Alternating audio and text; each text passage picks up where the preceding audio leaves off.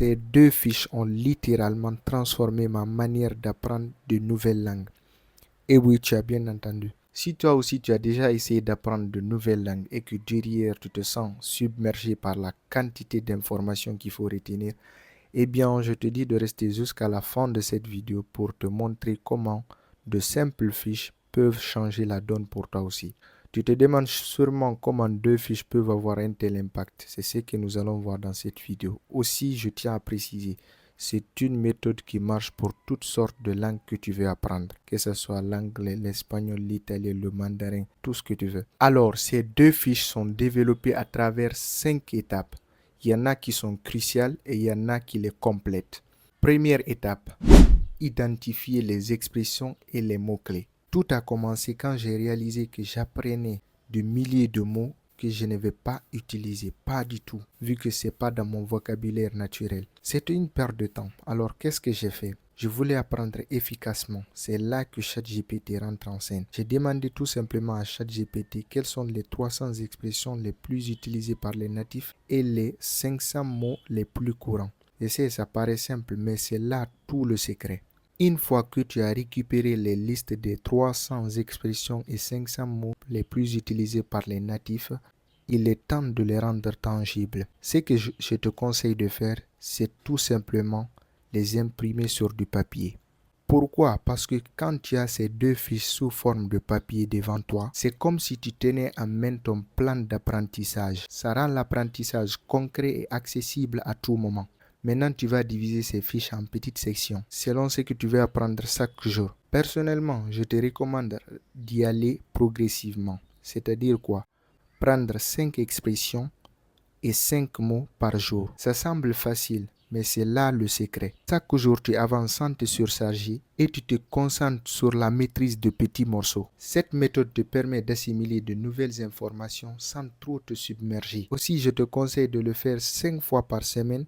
Les 2 autres jours qui restent, on en verra après. Parce que si tu le fais 5 fois par semaine, par exemple, tu as 5 expressions par jour et 5 mots. En totalité, tu auras 25 expressions au bout des 5 jours et 25 mots au bout des 5 jours. Et là, on attaque la deuxième étape.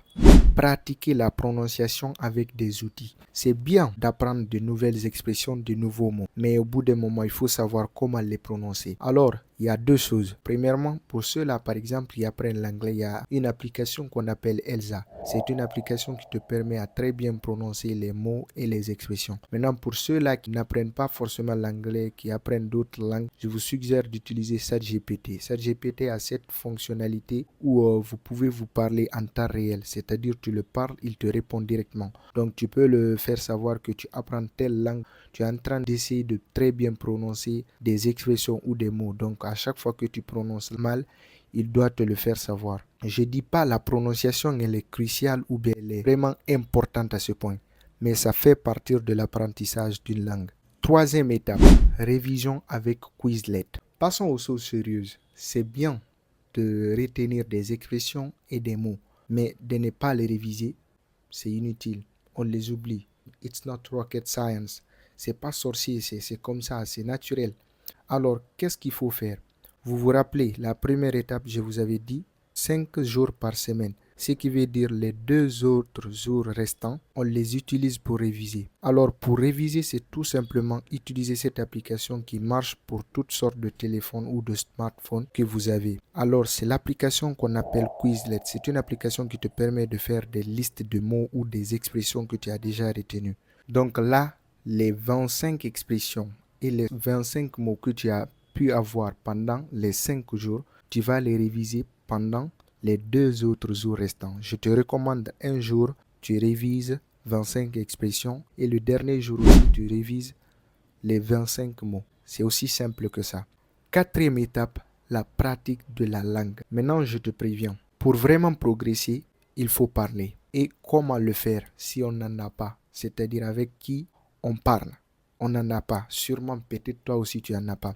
Après, je vais vous saouler encore une fois avec ChatGPT. Peut-être tout au long de la vidéo, je suis en train de dire ChatGPT, ChatGPT. Mais les gars, il faut utiliser ChatGPT à notre profit. Ce n'est pas utiliser ChatGPT pour d'autres choses.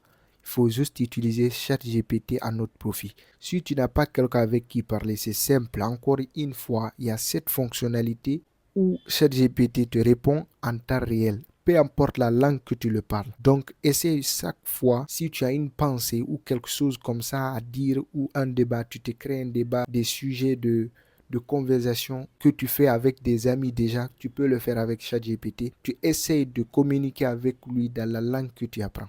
Il faut parler pour progresser dans une langue. C'est pas sorcier. Donc, c'est une étape vraiment cruciale dans l'apprentissage d'une langue. Cinquième et dernière étape, s'immerger dans la langue.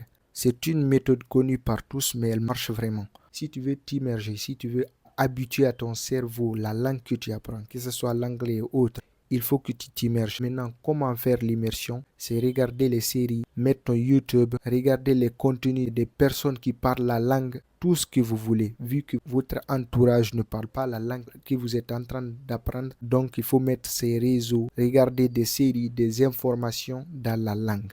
Voilà comment s'immerger dans une langue. C'est aussi simple que ça. Et voilà, c'est tout pour aujourd'hui. Je me suis dit de partager cette méthode ou ces deux fiches entre guillemets qui m'ont aidé. Je me suis dit de le partager et sûrement si ça m'a aidé, ça peut t'aider, ça peut aider d'autres personnes. Et pour ça, il faut que vous likez, vous commentez, surtout commentez. J'aimerais voir votre avis.